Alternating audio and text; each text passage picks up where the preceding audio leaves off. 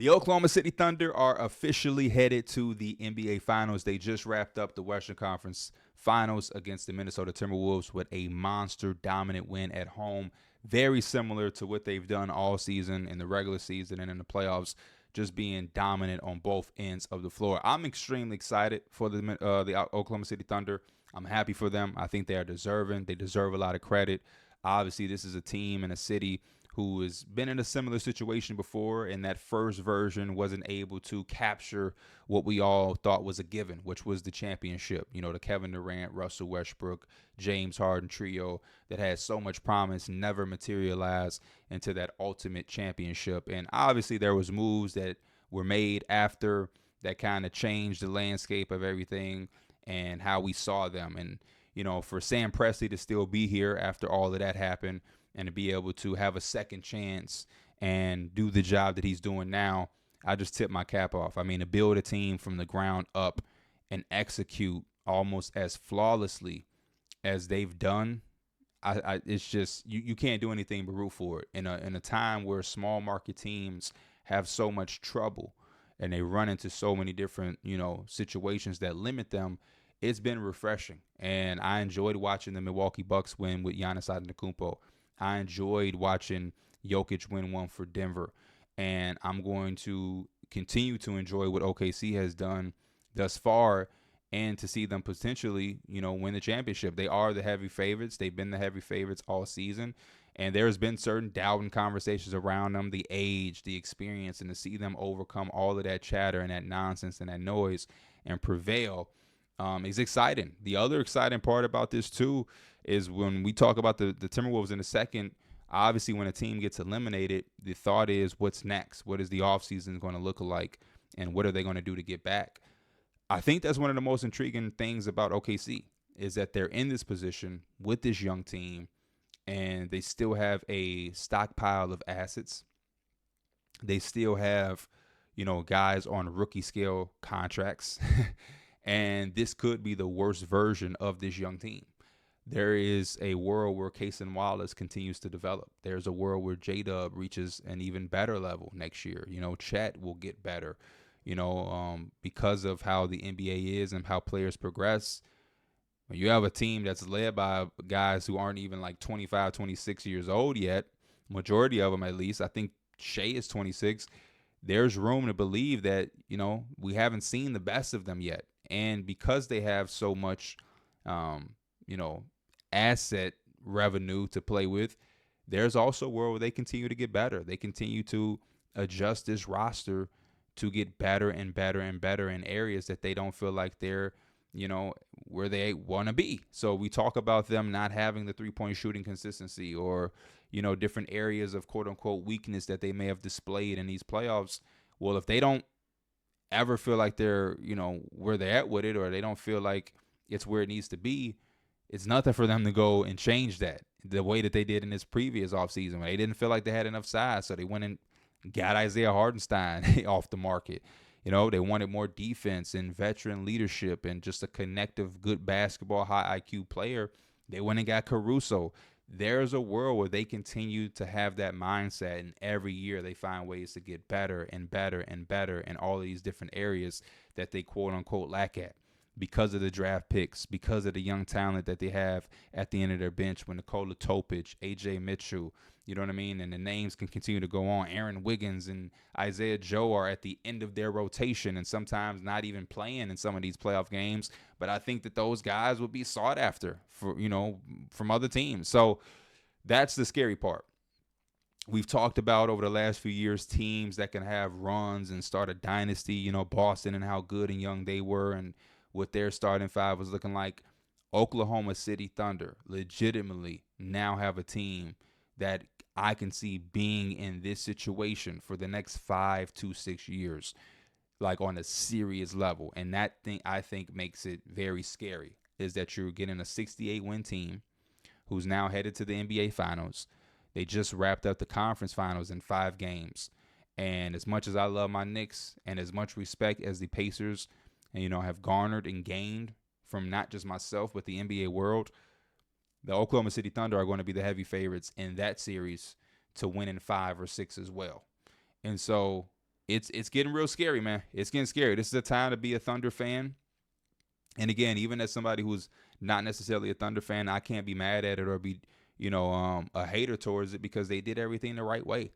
It's not easy to capitalize on every single draft opportunity that you have. There's so many organizations who've had just as many opportunities to build and select talent and develop talent the way that the Oklahoma City Thunder have. And look how many teams continue to bottom out and continue to be in a lottery, continuing to hope that they're going to land the number one pick to do something. And those are the teams that I look at OKC. I'm like, there's no excuse for some of you other teams.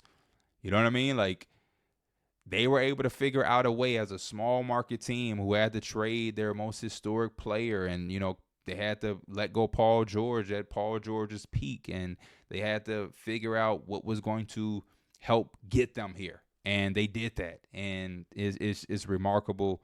And again, it's scary because there is a world where this team is here for the next 4 to 5 years for sure. Now, on the other side, it always happens when a team exits the playoffs and gets the boot. I am interested in see what's going to be next for the Minnesota Timberwolves. I think it's a conversation that is going to be had for almost every team in the NBA. We heard Shams on the Pat McAfee show saying that he is preparing and bracing himself to have one of the craziest off seasons ever, which is crazy to hear because we've had a lot of crazy things happen over the last few off seasons. And we even just had one of the craziest, if not the craziest trade deadline of all time a few months ago. To hear them say that is kind of like, wow. But at the same time, it's not that shocking. Knowing that you're going to have this young OKC team be here and be this good for a while is putting pressure on teams to make moves. But then you also look at the other conference, and the Celtics are going to have to take a step back for at least the next year. The Bucks are not going to be the Bucks next year. And even when they were fully healthy and at full strength, the Bucks were not that big of a threat to a lot of people and a lot of teams. The Knicks don't look good right now in the conference finals, and a lot of people didn't even think that they would get this far. The Pacers, as good as they are, there are going to be teams that still feel like with the proper moves, they'd be able to challenge and beat a Pacers team. You know what I mean? So there's a lot of teams that are good and solid, but are going to try to figure out how they can make this move, because it's like OKC is the team to beat, but there's still like this openness, especially out east with the Celtics, having their best player out for all of next year, and the Bucks not having Damian Lillard next year, and the Miami Heat don't have Jimmy Butler. There's just like this straight up openness in the NBA where you got to try to find a way to put together a team that you feel can be confidently, positioned to hold their own in their conference. And then if you're in the Eastern Conference, you just want to be able to take advantage of the Boston Celtics having to take a year off. And if you're out west, if you're the Lakers, if you're the Clippers, if you're the Nuggets, especially a team like the Nuggets, you're trying to figure out how you can make that one small or one big tweak to now compete with Oklahoma City Thunder. So it's going to be a sight to see, but the Timberwolves fall into place with that, right? We talk about the Lakers and trying to put together the proper pieces around Luka and LeBron and figuring out who that center is going to be to anchor that defense and to play above the rim with Luka. You talk about what the Clippers can do to make adjustments to, come back next year with a full healthy Kawhi and how they can reestablish themselves to be back in the playoffs. How can the Nuggets, figure out a way to get over that hump? They went 7 games. They're the one team in the NBA that pushed the Thunder to the brink. They almost had them. You know what I mean? They played them as well as we probably going to see anybody play them. And I know that they're going to be hungry and itching and clawing to try to find a way to get back to that mountaintop. And I think Minnesota fits that category as well. And Minnesota has a lot going on. Naz Reid's contract, Nickeil Alexander-Walker's contract, Julius Randle's contract. Is Mike Conley coming back in return, and he has another year on his deal, but he's getting older. Is he still is he still a starting point guard for a conference finals type team at this point of his career? If he's not, how do you address? There's so much that Minnesota is going to have to figure out. But they do have the guy that they're going to build around. I think Jaden McDaniels has taken a big step. Tonight was not his night. They let him shoot all of those corner threes in this game, and he just was not able to make any. And I know he's probably frustrated as hell, but I think he's proven to be the co-star of Anthony Edwards. I just think that those two guys have something good there, and you have that, and now it's time to figure out how to properly build around it. So do you feel good with this group? There's a world where the Minnesota Timberwolves say we feel good with this group. We just ran into a team that was extremely good, that was dominant, and they had our number in that particular series.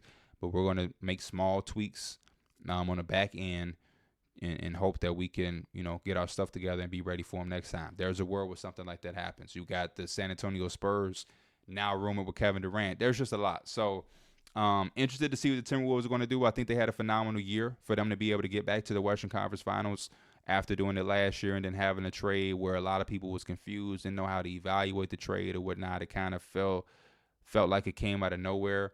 And for them to still be able to repeat the success that they had last year was extremely dope. And I think that there were some good moments, and there was some guys, evolving. I think Jaden McDaniels should really take his playoff performances and take it into the next season and really take that big step offensively for a full year stretch. Again, congrats to Oklahoma City.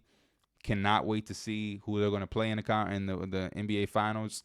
And again, I'm extremely happy and excited to be able to watch them in the NBA Finals. Last time they was there, it was a sight to see against the Miami Heat. I've always loved the Thunder's crowd and the participation that the crowd has. I always loved the white shirts, and now you got the blue and the white. It just brings back so many memories. It's just nostalgic to think of those young OKC teams with the orange shoes on the bench and the white crowd behind it, and to now have had it back the last couple of years at this high level, almost feeling like the new version of that young team from way back then. It's just dope, and I'm rooting for them, and I'm happy to see them here. So, as always, I appreciate y'all. I'm Pee Wee the Plug. We've been locked in all playoffs long, and it feels like a blur, but we are now officially halfway to the NBA Finals, and then before you know it, there'll be no more playoff recaps to talk about, and we'll be off into the NBA draft and then the offseason with all of the trade and free agency rumors. So time flies when you're having fun. I'll see y'all soon. I'm out. Peace.